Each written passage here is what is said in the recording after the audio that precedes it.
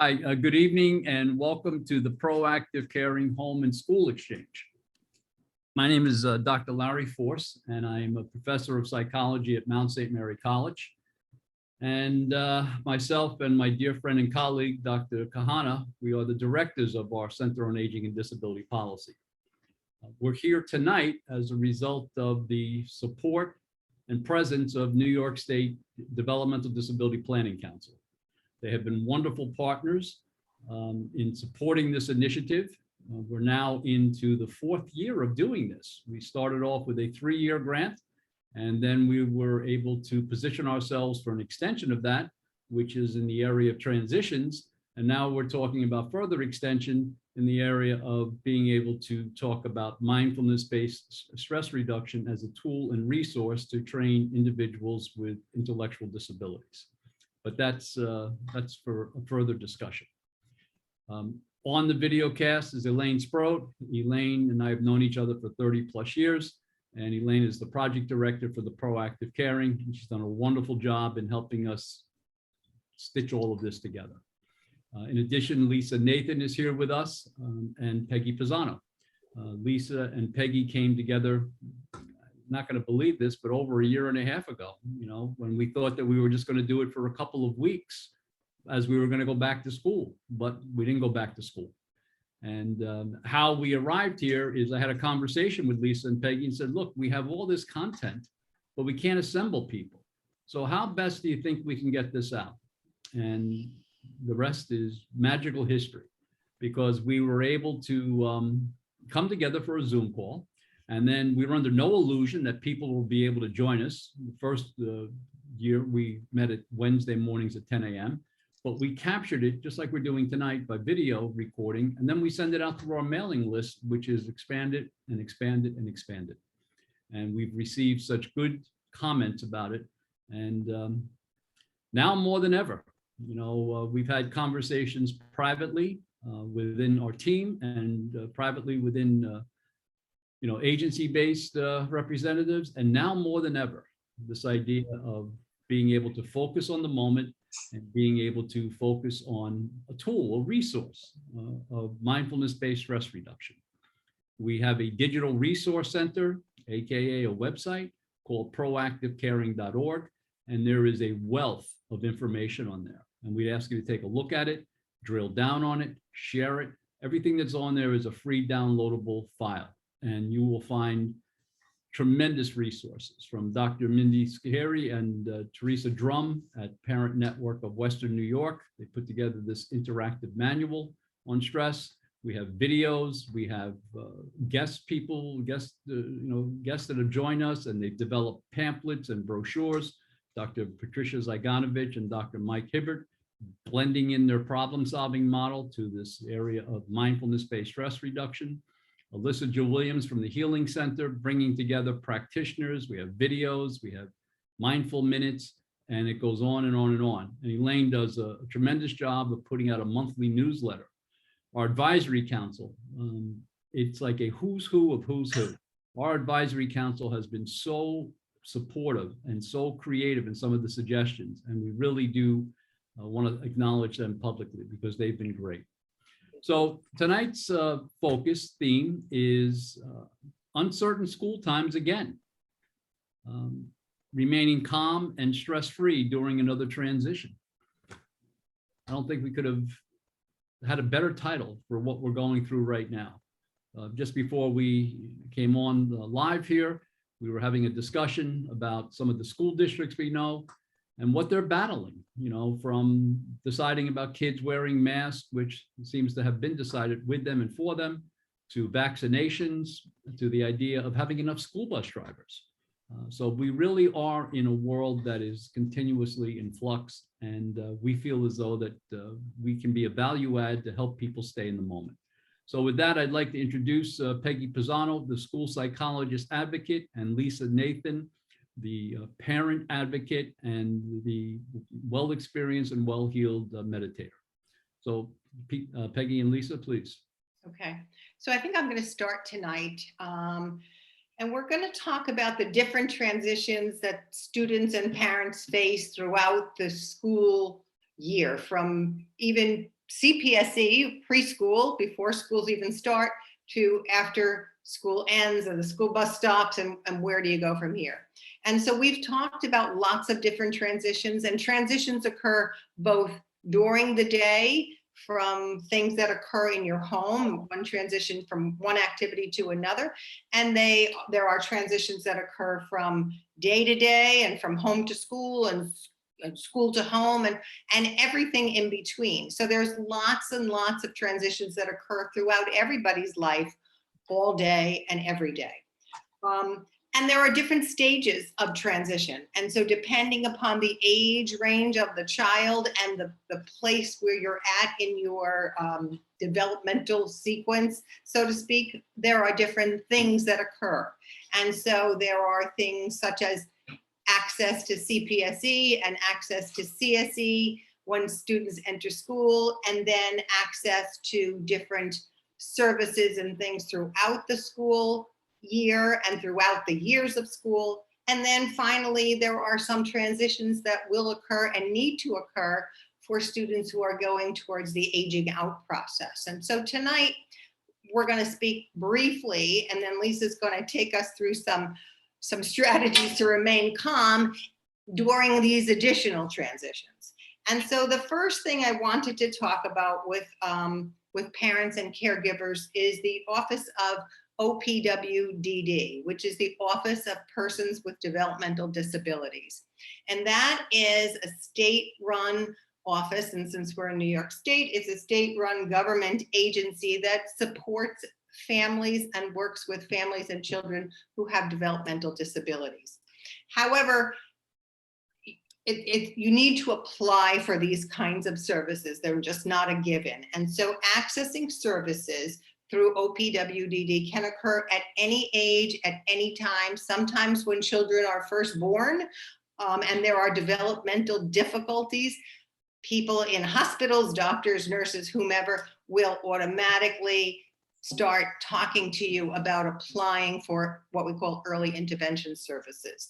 Some of those are through Office of Persons with Developmental Disabilities. But if you don't know those kinds of things, the first avenue into OPWDD for New York residents is called the front door. And it's called the front door because that's where everything sort of starts and takes place. The front door is a way into those services. And what you have to do in order to contact the front door in your sort of local agency area, and they will walk you through what the process is. But basically, briefly, the parent contacts the front door, and the front door will require an application. It will require evaluations, medical evaluations. If there's a medical need that the child has, they'll require psychological evaluations, social and emotional developmental evaluations and history, and adaptive measures, sometimes behavior scales, and so on and so forth.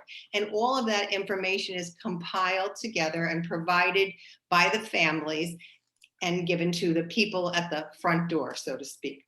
The documents are reviewed, and then there's a determination made whether or not your child or your family member has a developmental disability that could be under the auspices of OPWDD, used to be OMRDD.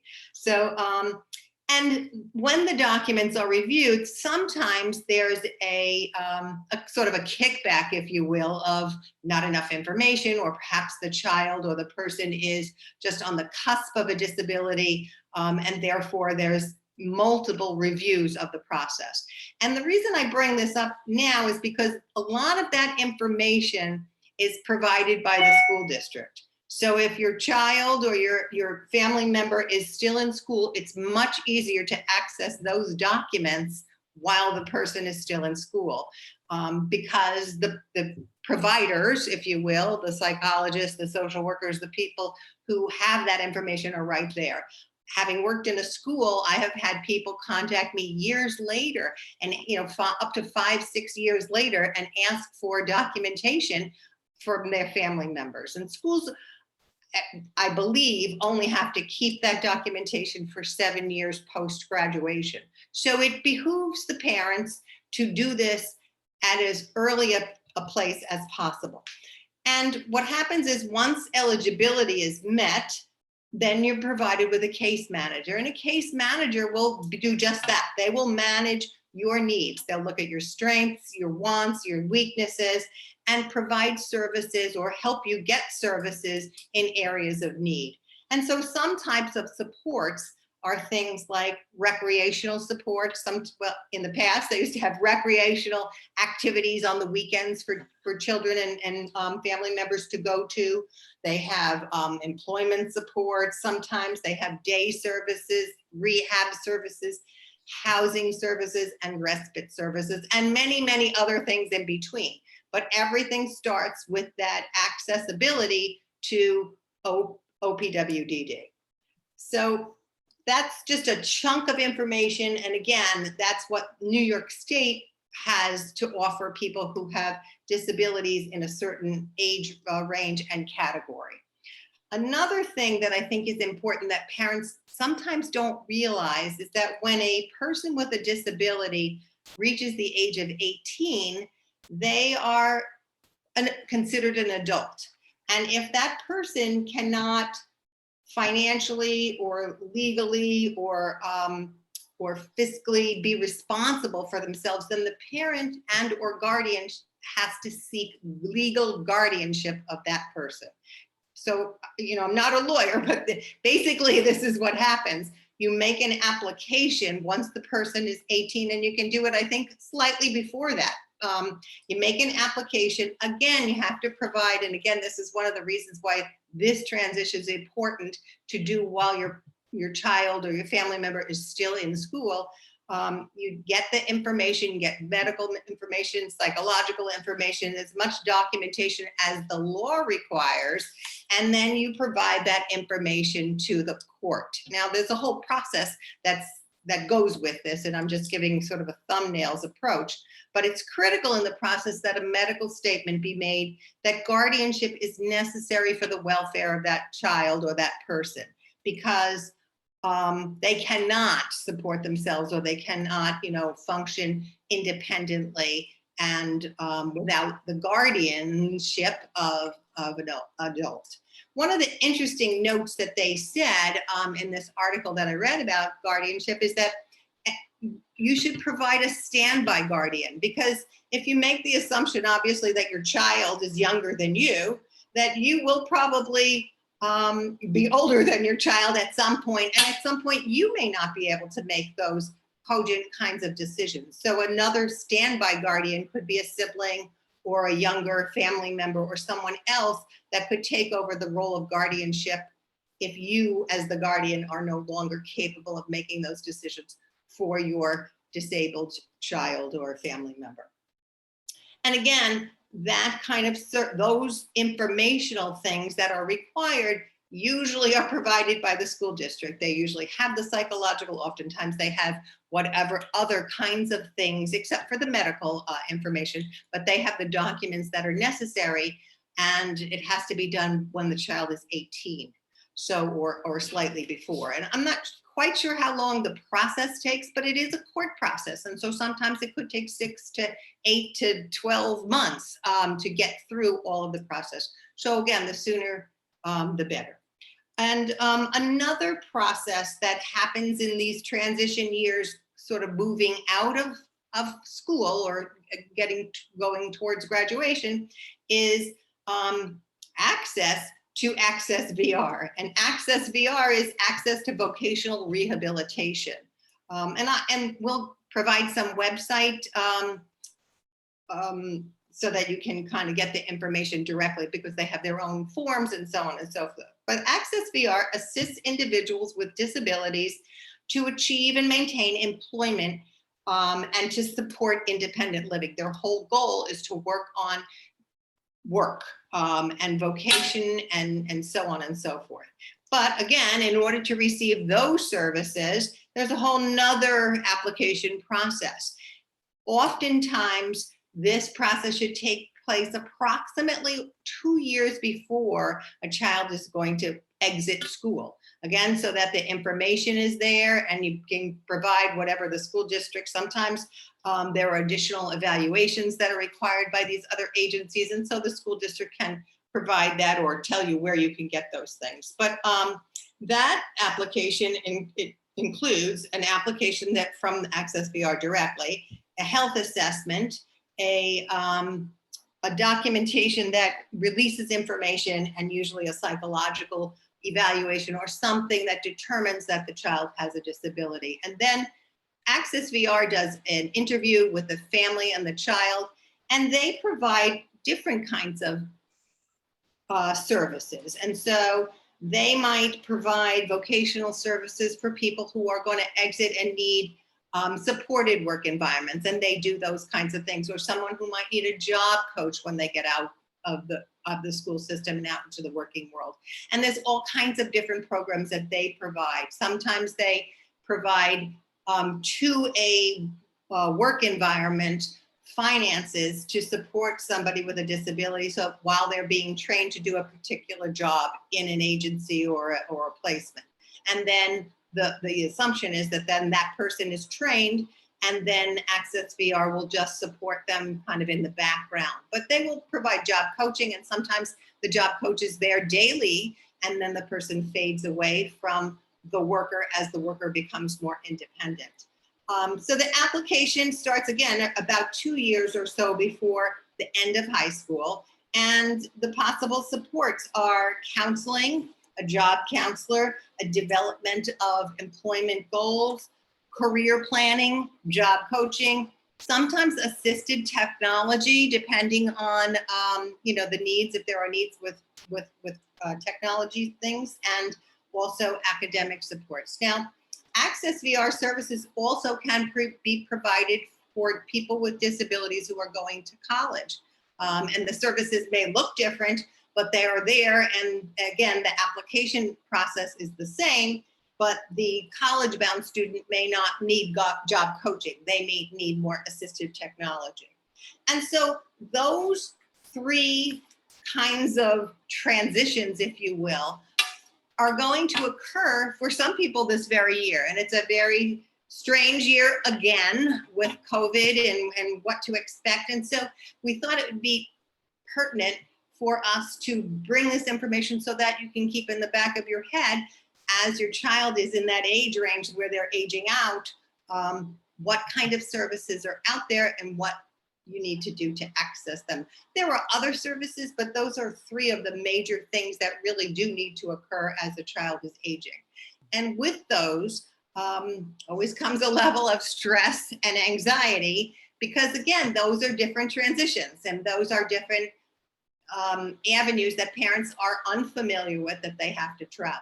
So I think I'm going to turn it to Lisa, who's going to help us try to stay calm in the face of these new transitions. And before you do that, I just want to make one comment. This idea of knowing, this knowledge base. I mean, the important point that you made there is there's a process. Yes. And sometimes that process takes time. So it's not like you're going to be able to pick up the phone and have access to the services that you need to support you immediately. You talked about it even like a 2-year period. Yes. So this idea of planning all the way through and not be surprised by it, I think that will help reduce the stress, because you're not going to be surprised when you pick up the phone, because you know that there's a process there. Right. And I think, it's important because one, you're going to have access to the information by having access to the school district. So that's really important because they do have a lot of the information that are required from these different agencies. So that's number one, important. And two, as you say, it does take a period of time. Guardianship, the things that I read, and Lisa, you could probably speak to this better than I, but guardianship process could take up to a year.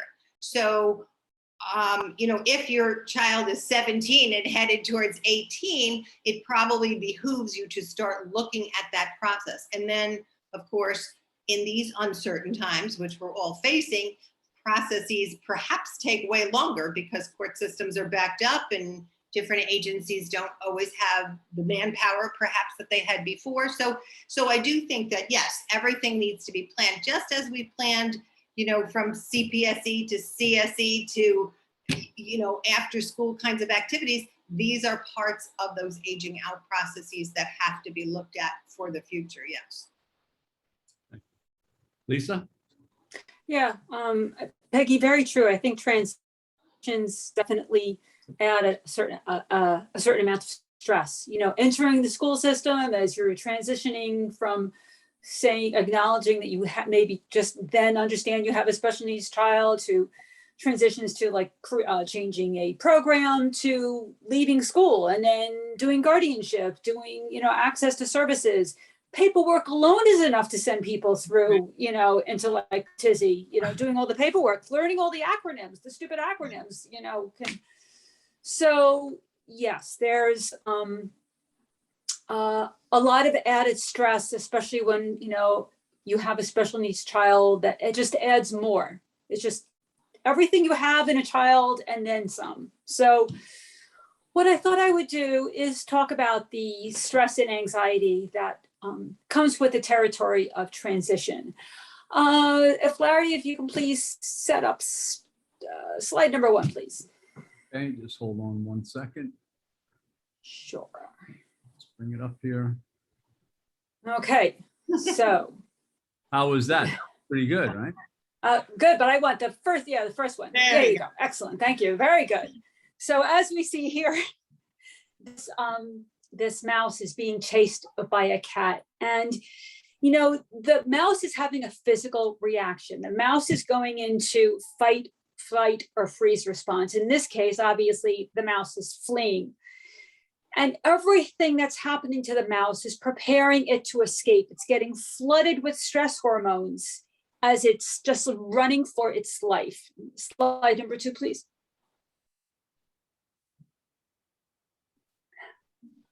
So we see here now the mouse has escaped into its little hole, looking at the cat. When the mouse has escaped, you know, it's not thinking about why the cat was chasing it. It's not ruminating over it after it escapes. It's not, you know, saying, oh my God, I'm having such a bad experience. I was all stressed out. It just knows it escaped and it's done. And next slide, please. But what happens very often with people is we can't release the stress as easily as that mouse is able to release the stress. And there's certain amounts of good stress. I mean, what that mouse was experiencing was good stress because its ability to run fast saved its life. Good stress could be maybe you have a work deadline, you know, and the stress helps you get it done and then it's over. You have to make a difficult phone call. So you're able to just kind of take it all in and focus, and then it's over. Stress can inspire you to action, so it's not necessarily bad. And you can see the positive responses keeps you focused and alert. You have a balanced rest and recovery, just like the mouse. You had stress, and then you're able to recover from the stress. It helps you learn. It helps you expand and grow and get out of your comfort zone just a little bit. But stress can become bad is when it lasts a long time, is chronic, it's chronic stress, and it makes you feel less than yourself. And other negative responses, you know, can make you very worried and anxious, stifle your creativity. Obviously, insomnia can be an effect of stress. Next slide, please. So how exactly does stress affect the body? And we know, so many of us know how it affects us. You know, everything from your cardiovascular system, because over time, chronic stress starts to affect your heart because it constricts the blood vessels and you have less blood flowing. Your brain, your difficulty, you know, focusing can make you affect your immune system. You can get sick more easily. It sends inflammation. The stress hormones can send inflammation throughout your body and affect your joints and your muscles, your gut. You know, that feeling of chronic stress, what it does to your stomach. So it has tremendous amounts of effects on your body, especially obviously chronic stress. All right, next slide, please. Now, I've been talking a lot about stress, But exactly what is stress versus anxiety? Stress we usually tend to think of as something that's external, just like the cat chasing the mouse, the email from your boss, the difficult telephone call, the person cutting you off on the highway, your kid coming home and crying because something bad happened at school. That's stress on your body. So what happens though? What is anxiety? Well, anxiety tends to happen even when the stress is no longer happening. We internalize it. We internalize the stress, and it's happening from the inside. So stress happens from the outside, but anxiety is internalized. And it's like your internal reaction to stress. And what'll happen with it very often with anxiety, if you don't let go of the stress and you keep on going over it and over it in your head, and that will become anxiety, then you can get literally an anxiety disorder. You can get a generalized anxiety disorder or other types of anxiety if you cannot eliminate the stress. And then it gets in your body and will stay there until you can eliminate it. All right, next slide, please. So here, what is anxiety, what it feels and looks like? I mean, there's all sorts of things that so many of us are familiar with, the shortness of breath, second guessing yourself, the all or nothing thinking the worst case scenario all the time, obviously insomnia, feeling disconnected, that tightness, feeling the tightness in your chest or your gut, uncontrollable worrying, constant worrying, headaches, restlessness, so many loss of appetite. Although I know I have experienced that, but generally when I'm very stressed, I tend to overeat, not lose my appetite. And a lot of this is very unrealistic, and it comes from something internal. It's no longer an external factor. This is all getting sort of chewed up inside internally. All right, next slide, please. All right, so, but we're sitting here going, this is a stress reduction course. So we've been talking about stress and anxiety. So what can we do? What can we do? We have the stress, we have the anxiety, right? So understanding anxiety is the first step in managing it. Through meditation, we can familiarize ourselves with anxiety-inducing thoughts and storylines. We learn with meditation, we can learn what those thoughts are that are constantly going through our head, and we learn to see them, and we learn to sit with them, and then most importantly, we learn to let them go. And in doing that, we learn that thoughts do not define us, and that those thoughts are not real. And this is eventually what can develop from a meditation practice and literally practicing meditation, okay? And what I'd like to do now is go through a little practice where we can learn how to let go of some of that anxiety. And this is a process. I'm going to send out an acronym that, even though acronyms can have their own stress-inducing aspects. It's called ROAR, R-O-A-R. And the first R stands for recognize. It helps to name it, to tame it. Recognizing anxiety and labeling it. You take a moment to sit, take a few deep breaths, connect to your body. Always connect to your body. Our minds are filled, they're huge, like sometimes it feels like your mind and your brain is just like this huge balloon of thoughts and worry. And by taking a nice long exhale, you can come into your body. And then you can start to say, anxiety is here. I am experiencing anxiety right now. You're recognizing it. And you can understand that it's a visitor, that it comes and goes, and you're learning to objectify it. The O stands for observe. And you want to observe the effect of anxiety on your body, because stress and anxiety will always show up in a physical manifestation. You know, is it the clenching your jaw? Is it grinding your teeth at night? Is it that tightness in your stomach, the tension in your shoulders? Is it sleeplessness? Is it reacting, you know, just yelling? Is it temper? Is it anger? But it's much easier to deal with anxiety as a bodily sensation than to navigate that whirlpool of anxious thoughts. Where do you feel the anxiety? The A stands for accept. Just to accept the thoughts and sensations of anxiety as they are.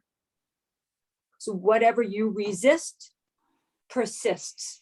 The harder you try to get rid of it, the worse it gets. You cannot think your way out of anxiety.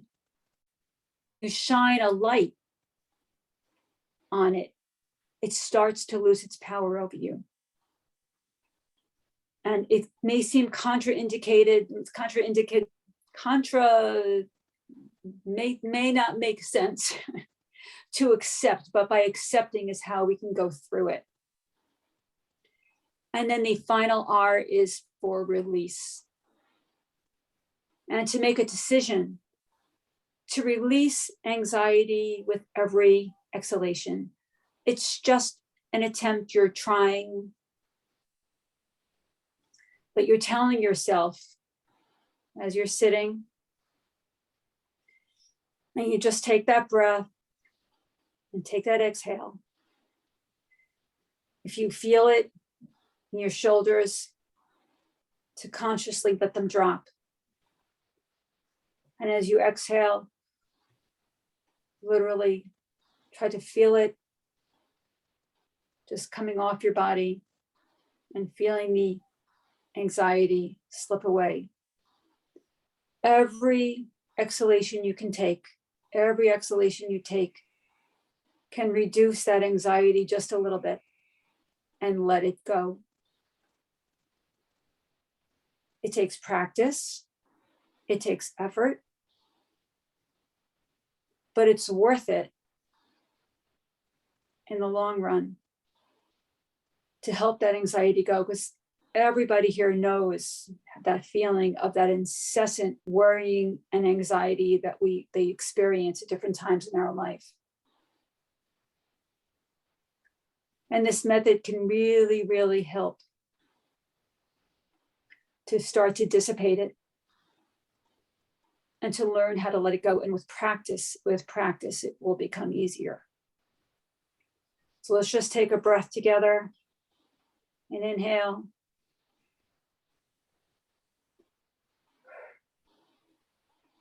And a nice long exhale. And know that this is something that you can do whenever you need to and wherever you need to. Okay, thank you. You know, you've heard us say this individually and as a group. Those examples of exercises that you provide each time are so powerful. You know, I'm part of the human condition. So anxiety is something that I've experienced. I have a small practice. Anxiety is something that I've been present for when working with people. And one of the things that I emphasize is that it comes and it goes. An example, a metaphor would be like you're standing by a highway. You don't stand in the traffic, you stand on the side and you let the traffic pass. You can see it coming and you can see it going. And that's the way that, that I present it. Anxiety is something you learn, and therefore it's something you can unlearn. However, you've given me a new word that I intend to use, and I'll give you acknowledgement for this. But this time, the visitor, I love that. that anxiety arrives as a visitor, but visitors always leave. And I really like that example, that image of the fact that yes, anxiety can come, but it goes. And it ties into my belief system that's something you learn and therefore you can unlearn. And the strategies that the two of you have brought together, not only tonight, but throughout this whole initiative, are real life concrete strategies, thoughts, actions, and practices that can help people. You know, I've mentioned this before. The Proactive Caring program has a specific focus on individuals that are addressing concerns with people with intellectual disabilities. I refer a lot of people here, even if they're not concerned about intellectual disabilities or addressing it, because of the stress stuff that's out there. It's just unbelievable. I'm going to stop sharing my screen for a second, because I was getting a little anxious because I didn't see the record button going on. I hope this thing is still recording, but I feel better now that I can see it. But this idea of ROAR, I love that acronym too. And it's funny, like you say, you hate acronyms. Yeah, that's There's one that really. I know, and that's I just have to give credit to a teacher I have who runs a website called Live and Dare, and he has an incredible blog on everything about meditation, and I got that from him, and yeah, I love that, the ROAR acronym. So yeah, all credit to Mr. Giovanni for that. So here we are. The theme was uncertain school times again, remaining calm and stress-free during another transition. And that's what we're dealing with. And the two of you did an outstanding job of giving different perspectives about how to go about working through the system, not only the external system, but then working through the internal system, you know, the body. And I love those images you have about the difference between anxiety and stress and the impact on the body. Yeah. So with that, are there any other comments? Anyone? Elaine, Peggy, Lisa? Great job. Yep. Great job. All right, so we'll see you again in 2 weeks. Brian Orzel will be with us, and he'll be our guest. And I know that you're going to walk away with a lot of content, knowledge, and useful information. And again, please feel free to reach out to us. All of this material is available on proactivecaring.org, on our YouTube channel as well. And again, thank you for listening and watching, and I know that you will find this of value. So good night now. Good night. Good night.